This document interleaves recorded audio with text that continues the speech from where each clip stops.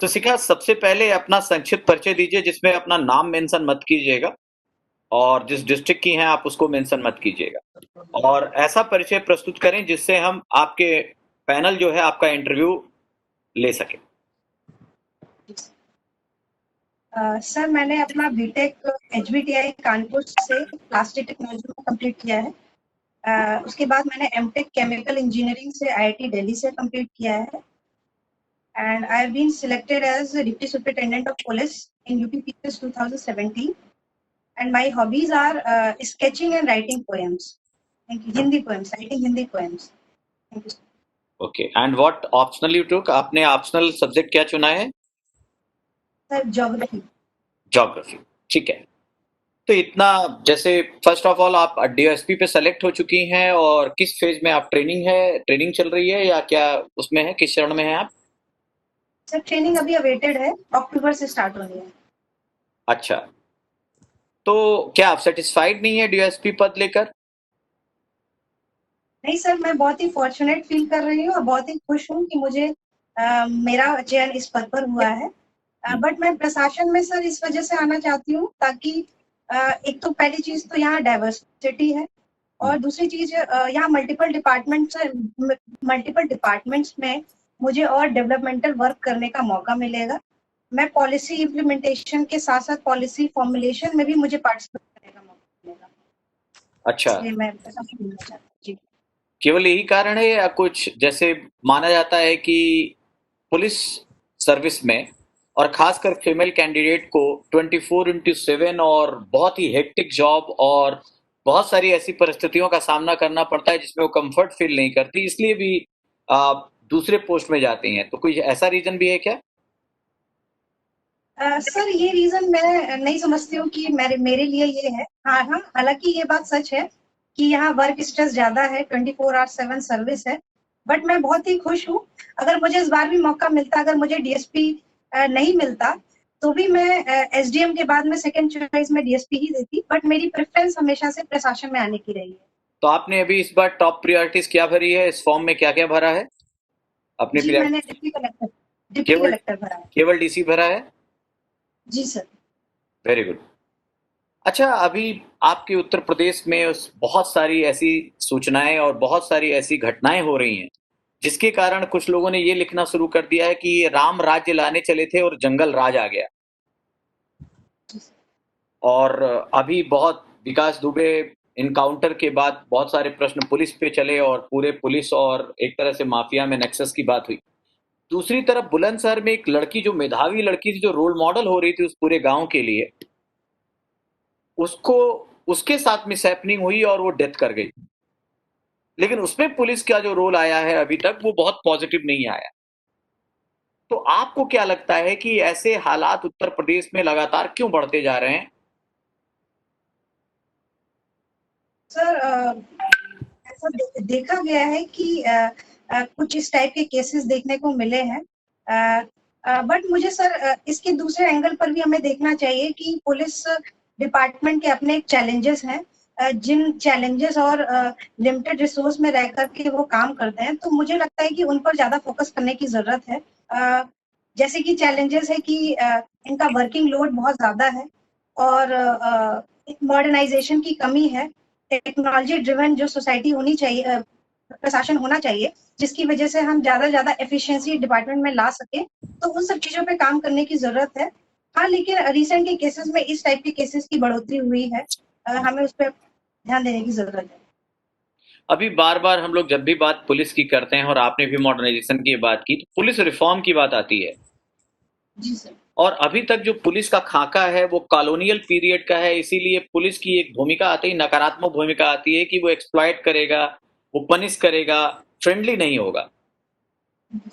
तीन ऐसी बातें आपको क्या लगती हैं, खासकर महिला संदर्भ में, अगर महिला कोई रिपोर्ट लिखाना चाहती है और महिला से संबंधित कोई अपराध होता है, तो ऐसी क्या तीन बातें की जाए जो वो कंफर्ट फील हो और वो फ्रेंडली पुलिस को फील करे, ना कि वो हॉस्टाइल पुलिसिंग देखे? जी सर। हम्म। सर, हम पुलिस रिफॉर्म की अगर बात करते हैं तो उसमें भी हमें सेंसिटाइजेशन की कमी देखी गई है पुलिस में। तो जो पुलिस और पब्लिक के बीच में जो ट्रस्ट डेफिसिट है, वो काफी बड़ा है, उसको कम करने की कोशिश की जा रही है।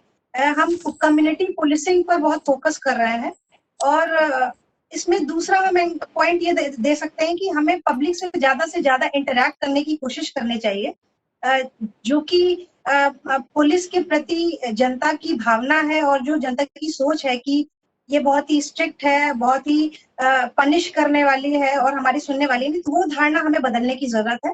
वो मुझे लगता है ज्यादा से ज्यादा इंटरैक्ट करने पर ही कम की जा सकती है। तो कम्युनिटी पुलिसिंग को ज्यादा से ज्यादा प्रमोट करना चाहिए। इसके एग्जाम्पल भी हम देख सकते हैं बेंगलुरु में, केरला में जन मैत्री सुविधा प्रोजेक्ट चल रहा है कम्युनिटी पुलिसिंग का, उसके बहुत अच्छे परिणाम हैं। इसके साथ साथ हम टेक्नोलॉजी, जो मॉडर्नाइजेशन की बात कर रहे हैं, तो हमें टेक्नोलॉजी को भी प्रमोट करने की जरूरत है, like E filing of FIR। तो जैसे कुछ वुमेन है, अगर वो सेफ नहीं फील कर रही हैं तो ई फाइल कर सकते हैं, तो उसको ज्यादा से ज्यादा प्रमोट करने की जरूरत है। गुड। अच्छा, अभी जैसे मान लीजिए आपने जो केस हुआ इनकाउंटर वाला विकास दुबे का, और उसमें एक चीज देखी गई कि उससे पहले जो लोअर ऑफिस एक CO साहब की शहादत हुई उसमें, आपको पता है वो केस? जी सर, जी सर। जस्ट सपोज ऐसी ही कोई कंडीशन होती है और CO आप हैं और आपको पता चलता है कि ऐसा ही कोई नेक्सस है और जो नीचे वाले आपके ऑफिसर SI रैंक के हैं वो सारे किसी ना किसी तरह, कोई भी उनके पर्सनल रीजन हो, पैसे का रीजन हो, करप्शन का रीजन हो, वो उसके साथ मिले हुए हैं, उस माफिया के साथ। आप एक अच्छी ऑफिसर होने के नाते, आप एक ईमानदार ऑफिसर होने के नाते कार्रवाई करती हैं, लेकिन वो कुछ सुनता ही नहीं है क्योंकि उस जगह का प्रभारी है। ऑब्वियस सी बात, आप अपने SSP साहब को कंप्लेंट करती हैं प्रोसेस के तहत कि ऐसा हो रहा है और उस पर कार्रवाई, लेकिन वो भी रिलेक्टेंट है, वो भी बहुत ज्यादा ध्यान नहीं दे रहे हैं। लेकिन इसी बीच आपको सूचना मिलती है कि वो बहुत बड़ी आपराधिक घटना को अंजाम देने जा रहा है। ना नीचे वाला आपका सुन रहा है, ना ऊपर वाला बॉस आपका सुन रहा है, और आप एक ऐसे उसमें है, जब एक ऐसी स्थिति आती है कि आप सोचती हैं हम करें तो क्या करें। ऐसे में आप क्या करेंगी? सर, अगर इस केस से अगर रिलेट करके देखते हैं तो हमने जो कमी पाई, ये जो कमी मुझे ऐसा लगता है कि उन्होंने सेफ्टी कंसर्न को मतलब उतना फॉलो करके नहीं वो प्रिपरेशन करके गए थे, जिसकी वजह से बहुत ही नुकसान झेलना पड़ा।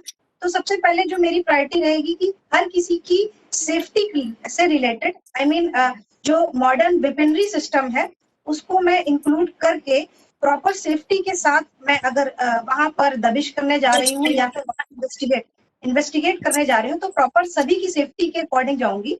और दूसरी चीज, मैं कोशिश करूंगी अपने डिपार्टमेंट में इंटेलिजेंस को ज्यादा से ज्यादा मजबूत करने की कोशिश करूंगी, क्योंकि जैसा कि इस टाइप के केसेस देखने को मिले हैं कि नेक्सस मिलता है पॉलिटिशियंस का, क्रिमिनल्स का और जो हमारे ब्यूरोक्रेट हैं, तो उस पर भी इंटेलिजेंस इकट्ठा करके प्रॉपर स्टेप्स लेने की जरूरत है। तो मैं मेनली सेफ्टी और इंटेलिजेंस इन दोनों पे काम करके आगे बढ़ने की कोशिश। मेरा लास्ट क्वेश्चन, आप इनकाउंटर्स का सपोर्ट करती हैं या विरोध करती हैं? Sir, encounter in any situation is not right.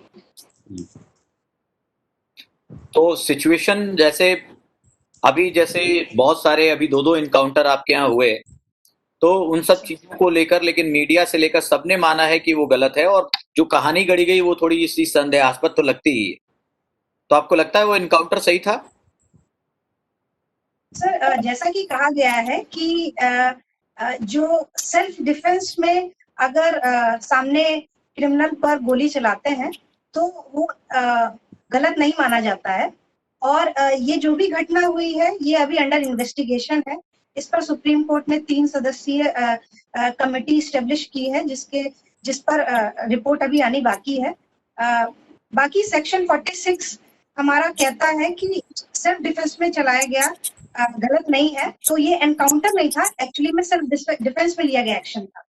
अच्छा, मान लीजिए आप CO हैं और आपके पास एक सूचना आती है कि कहीं किसी कोई महिला है, उसके साथ रेप हो गया है, और आप एकदम तत्काल भाव से आप पहुंचती हैं और वहां देखती हैं कि वो मंत्री का बेटा है, और वो मंत्री का बेटा रसूख के साथ आपने पूरी केस स्टडी की है, आप जाती हैं देखती हैं और वो करके मतलब रेप के साथ वहीं खड़ा है और उसके बावजूद कह रहा है जो करना है कर लो, मैं तो छूट ही जाऊंगा।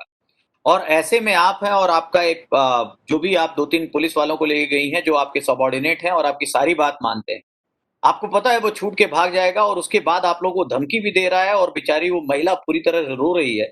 ऐसे में उसका एनकाउंटर क्यों नहीं कर देना चाहिए?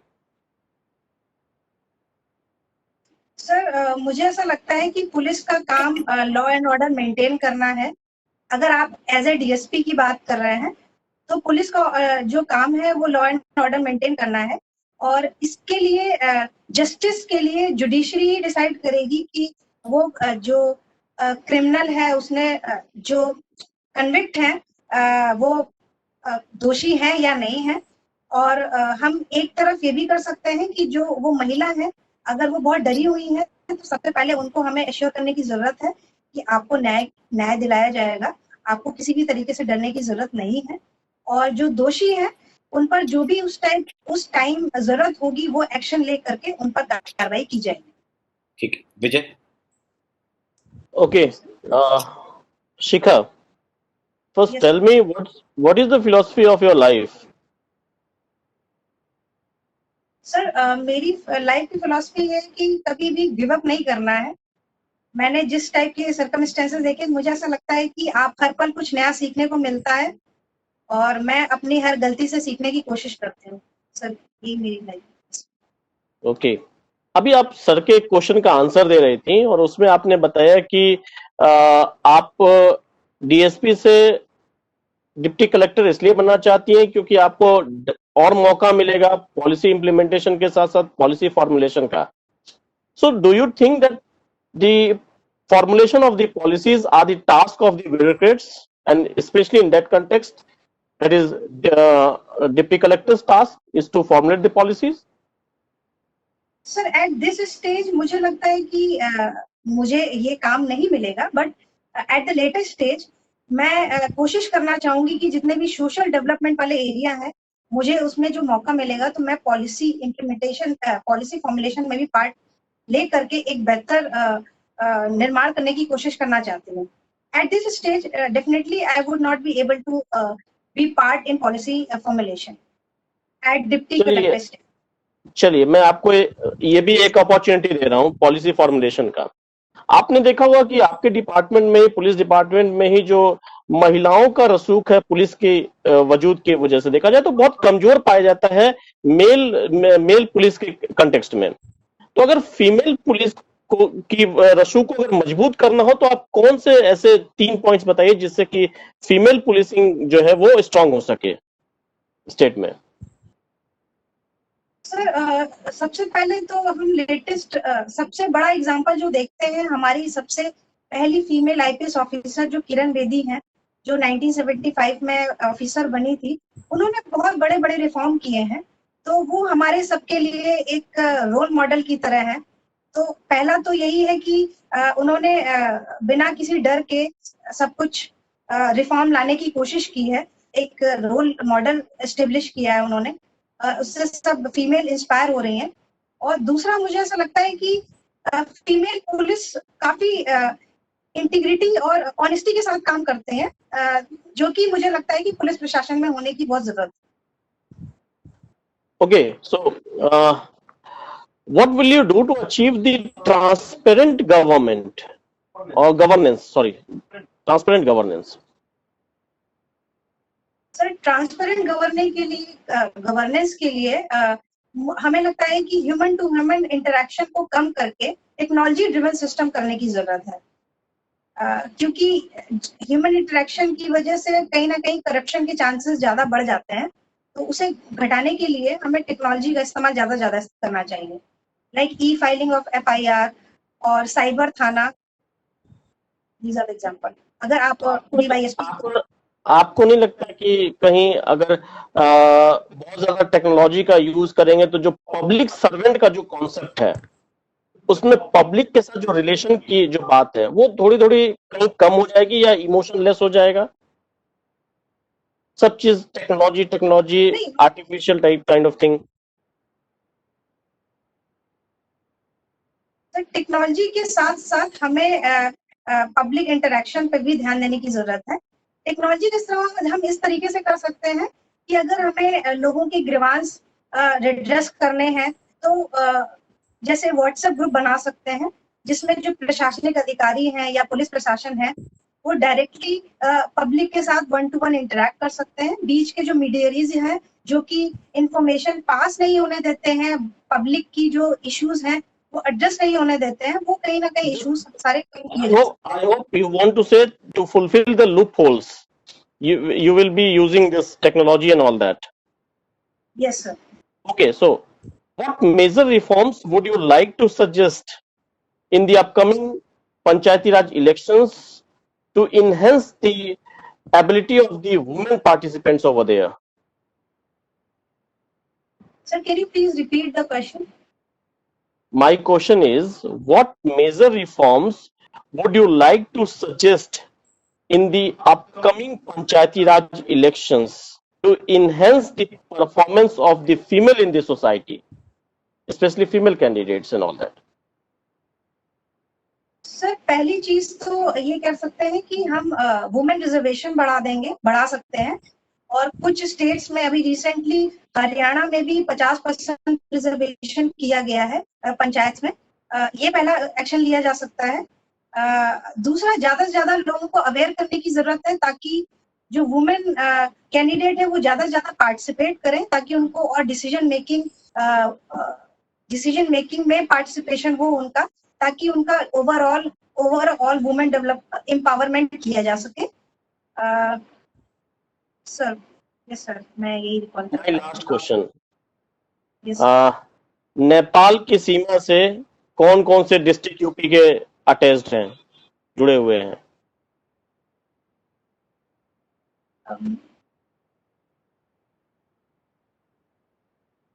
जी, बलरामपुर, श्रावस्ती। सॉरी सर, मैं यही रिकॉल कर पा रही हूँ। Sir Anil sir. Shikha Yes, sir. आपने बीटेक Good किया हुआ afternoon, sir. प्लास्टिक टेक्नोलॉजी में और Yes, एमटेक sir. किया है केमिकल इंजीनियरिंग में, तो शुरुआत भी यहीं से करते हैं हम लोग। Sorry, जब sir? चिप्स का पैकेट खरीदते हैं, चिप्स का जी, पैकेट sir. खरीदते हैं तो पैकेट बहुत बड़ा दिखाई देता है और खोलते हैं तो चिप्स कम हवा ज्यादा होती है। तो चिप्स के पैकेट में हवा क्यों भरी जाती है? सर ये एक मार्केट स्ट्रेटेजी है दिखाने के लिए अंदर की प्रोडक्ट जो है बहुत ज्यादा है, बट तो लिखा हुआ है कि एक्चुअल 30 ग्राम 25 ग्राम उसकी क्वांटिटी लिखी रहती है, तो स्ट्रेटजी तो हमें नहीं समझ में आता है क्योंकि वेट तो जितना है उतना उस पर लिखा रहेगा। सर जहां तक मैं समझ पा रही हूँ यही है कि ये इंडिविजुअल ब्रांड की अपनी स्ट्रेटेजी होती है कि उन्हें लगे कि मतलब पब्लिक को लगे कि इसमें जो प्रोडक्ट है कि उसकी मात्रा बहुत ज्यादा है, बट नहीं, हमने सुना है कि उसमें गैस भरी जाती है जानबूझ करके। सर क्योंकि केमिकल इंजीनियरिंग और प्लास्टिक इंजीनियरिंग दोनों आपका है, तो इस वजह से मैं जानना चाह रहा था आपसे गैस क्यों भरी जाती है, क्या कोई कारण है क्या? सॉरी सर, मैं याद नहीं कर पा रही, रिकॉल नहीं कर पा रही हूँ। अच्छा, दूसरा सवाल आप ही की उसी फील्ड से है कि फेविकोल या फेविक्विक से हम कुछ भी चिपका लेते हैं, प्लास्टिक, लकड़ी, कुछ भी, लेकिन फेविकोल या फेविक्विक जिस पॉट में, जिस बर्तन में, जिस कंटेनर में रहता है उसमें वो नहीं चिपकता है, क्यों?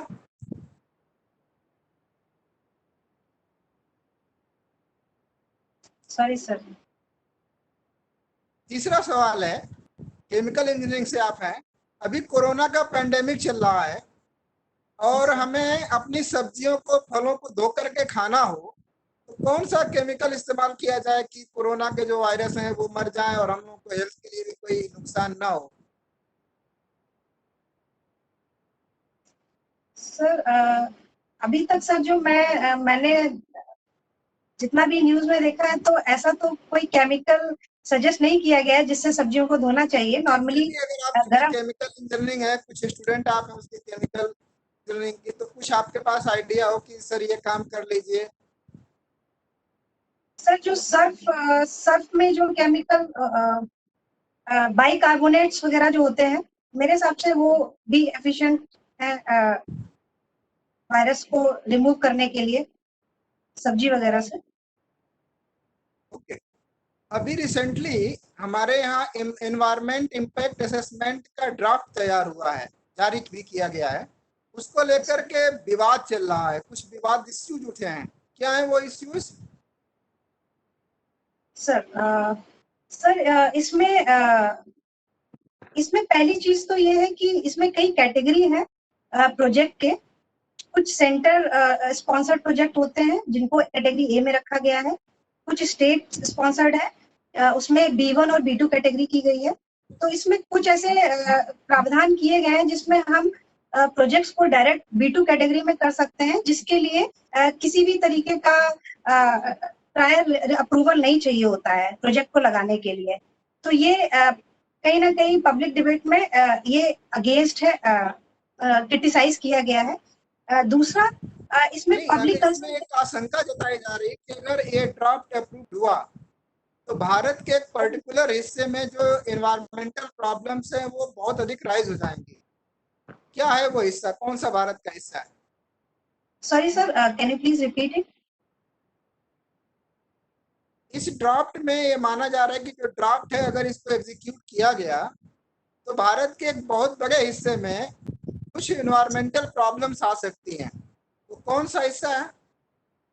क्योंकि ज्योग्राफी का स्टूडेंट है इसलिए मैं जानना चाहता हूँ। जी सर, वैसे इसमें कहते हैं कि वेस्टर्न घाट एरिया जो है वो बायोडाइवर्सिटी रिच बहुत एरिया है और वहाँ पर एनवायरमेंटल रिलेटेड नॉर्म्स को ज्यादातर नेग्लेक्ट किया जाता है।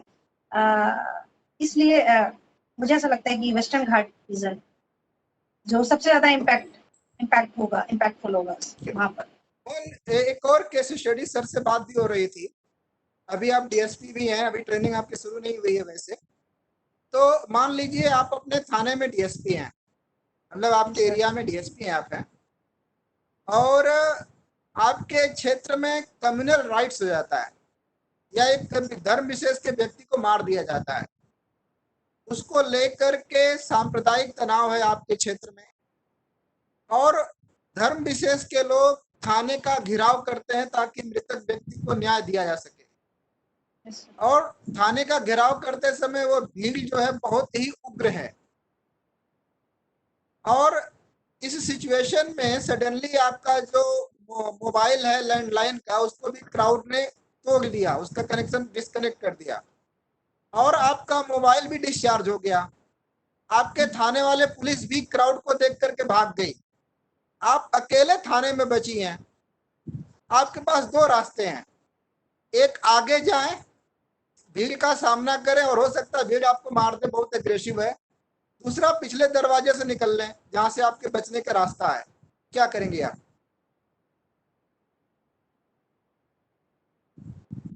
सर अगर थाने में मेरे पास लाउड स्पीकर की सुविधा अगर उपलब्ध होगी तो मैं उसके थ्रू अनाउंस करके ज्यादा से ज्यादा लोगों का विश्वास ग्रहण करने की कोशिश करूंगी। वो सुनने को तैयार नहीं है, वो बहुत एग्रेसिव है, क्योंकि एक धर्म विशेष के व्यक्ति को मारा गया और मामला बहुत ही सांप्रदायिक है।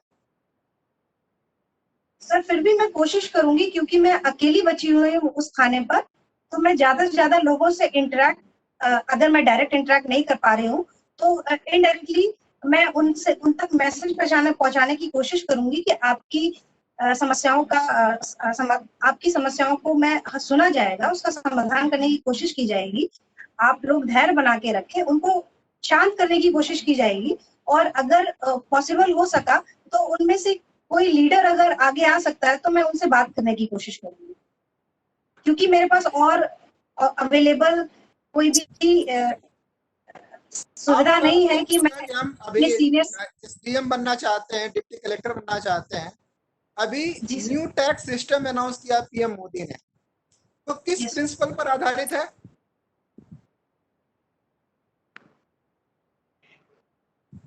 Sorry sir. Okay, last question हमारी तरफ से। अभी एक नया टर्म अंतरराष्ट्रीय राजनीति में आया है, the new axis of evil. इसके बारे में कुछ पढ़ा है आपने? Sorry sir, new axis of, sorry sir मैं क्वेश्चन ऑफ इविल, अंतरराष्ट्रीय इंटरनेशनल पॉलिटिक्स के रेस्पेक्ट में? सॉरी सर, नहीं सुना मैंने। Okay, thank you. Next please sir. Mrityunjay ji हाँ। आवाज आ रही है? हाँ, आप पूछिए। हेलो शिखा, मेरी आवाज आ रही है आपको? जी सर, जी sir, good afternoon sir. Good afternoon. Shikha, अभी भारत और नेपाल के बीच में कुछ मुद्दों को लेकर के तनाव उत्पन्न हो गया, क्या है वो मुद्दे? सर अभी कुछ टाइम पहले वहाँ की गवर्नमेंट ने एक नया पॉलिटिकल मैप जारी किया था, जिसमें कुछ रीजन जो है इंडिया के उन्होंने अपने मैप में दिखाए थे, जिसमें कि लिपुलेख रीजन है, लिम्पिया धुरिया रीजन है। तो ये उसकी वजह से लेकर के भारत और नेपाल के बीच में तनाव चल रहा है।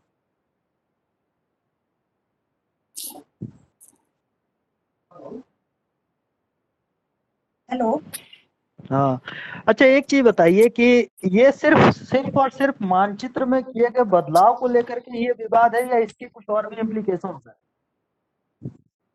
सर इसका एक फैक्टर ये हो सकता है कि जो प्रेजेंट गवर्नमेंट है वहां पर चाइनीज इन्फ्लुएंस बहुत ज्यादा है, और इस टाइम हमारे चाइना के साथ भी रिलेशन सही नहीं है। चाइना वहां के डिसीजन को इन्फ्लुएंस करने की कोशिश करता है, वहां की गवर्नमेंट को इन्फ्लुएंस करने की कोशिश कर रहा है, तो एक ये फैक्टर भी हो सकता है। अच्छा जिसकी वजह से एक चीज बताइए शिखा कि डोकलाम से लेकर के गलवान वैली तक यस सर, यह जो geo strategic point of view से ये सारे एरियाज हैं जहां भारत और चाइना के बीच में कंफ्लिक्ट हुआ, इसने इंटरनेशनल लेवल पर इंडिया को एज ए कंट्री कहां पे लाके establish किया? सर आपकी आवाज थोड़ा डिस्कनेक्ट सी हो रही है, can you please repeat it? या डेफिनेटली। हेलो मैं आपको ये, हेलो मेरी आवाज आ रही है? सर। सर यस सर, आ रही है ना क्लियर? Yes sir. मेरा क्वेश्चन ये था कि डोकलाम से लेकर के गलवान वैली तक जी जो घटनाएं घटित हुई उसने इंटरनेशनल लेवल पर इंडिया की पोजीशन को क्या कर दिया? सर इंडिया ने हमेशा अपने स्टैंड को क्लियर रखा है। कुछ भी ऐसे एक्शंस नहीं किए हैं जो किसी की टेरिटोरियल सोवरेनिटी को हार्म करे या उसको डिस्टर्ब करे। तो मुझे नहीं लगता है कि इंटरनेशनल प्लेटफॉर्म पर इंडिया की पोजीशन में कोई फर्क पड़ा है। आपको ऐसा नहीं लगता कि इंडिया एक सॉफ्ट स्टेट नहीं रहा? सॉरी सर, क्या आपको ऐसा नहीं लगता कि इंडिया अब एक सॉफ्ट स्टेट नहीं रहा? सर कौन सा स्टेट नहीं रहा? I am really sorry sir. Soft soft soft soft state, okay sir. Sir हमारे गवर्नमेंट की पॉलिसीज में दोनों ही है, soft power and hard power. समय समय पर हमारे नेबर्स और इंटरनेशनल सिचुएशन के अकॉर्डिंग हमारी जो डिप्लोमेसी है वो चेंज होती रही है। तो ऐसा नहीं है, हमारे हम सॉफ्ट डिप्लोमेसी का भी एग्जांपल देख सकते हैं, फिर चाहे वो भूटान हो, श्रीलंका हो, बांग्लादेश हो, उनके साथ सॉफ्ट डिप्लोमेसी ही रही है। तो ऐसा नहीं है कि सॉफ्ट पावर नहीं रहा है, बट समय समय पर हमने हार्ड पावर का भी एग्जांपल देते हुए इंटरनेशनल लेवल पर अपनी पहचान बनाने की कोशिश की है। एक चीज बताइए, कोरल ब्लीचिंग क्या होती है? Sir decoloration of corals is called coral bleaching। Okay, उसमें जो एल्गी होती है, carry on hello hello carry on. हाँ जी सर, उसमें जो एल्गी होती है उसकी वजह से उसमें कलर होता है। तो अगर वो एल्गी किसी तरीके से मर जाती है तो वो उसका कलर वाइट हो जाता है, तो वही डीकलरेशन को ही हम कोरल ब्लीचिंग कहते हैं। इसका मरीन इकोसिस्टम पे क्या इम्पैक्ट पड़ता है? Sir sorry sir, hello. हाँ, इसका सामुद्रिक पारिस्थितिक तंत्र पे क्या प्रभाव पड़ता है? सर हाँ, कोरल्स को हम tropical rain forest of the ocean भी कहते हैं। तो एक जो मरीन फूड चेन होती है वो कहीं ना कहीं डिस्टर्ब होती है। तो ओवरऑल बायोडाइवर्सिटी जो मरीन की है उसमें कोरल्स का एक बहुत बड़ा योगदान है। तो बायोडाइवर्सिटी कंजर्वेशन बहुत जरूरी है सर, कोरल की, कोरल कंजर्वेशन। ठीक है सर ओके शिखा, अभी पहली बार ऐसा हो रहा है कि आ, अमेरिका में उपराष्ट्रपति का पद भी बड़ा इंपॉर्टेंट हो गया है इंडिया के न्यूज़पेपर के लिए, और काफी लोग इंटरेस्ट ले रहे हैं, ऐसा क्यों? सर क्योंकि उसमें इंडियन ओरिजिन की ऑनरेबल कमला हैरिस जी उसमें उम्मीदवार के लिए खड़ी हुई हैं उपराष्ट्रपति पद के लिए। किस पार्टी से खड़ी हैं वो? जी, डेमोक्रेटिक पार्टी से। डेमोक्रेटिक। अभी वो कहाँ से सीनेटर हैं? सीनेटर हैं क्या? सॉरी सर, इसका आइडिया नहीं। लेकिन ऐसा एक इंडियन होने के नाते, लेकिन आज द हिंदू में एक एडिटोरियल आया, उसमें बताया कि आर्टिकल 370 के एबॉलिश को लेकर वो बड़ी नाराज थी, और विदेश मंत्री जब जयशंकर जी वहां गए थे तो उन्होंने मिलने से भी मना कर दिया था, और बहुत सारी बातें उन्होंने ऐसी लिखी।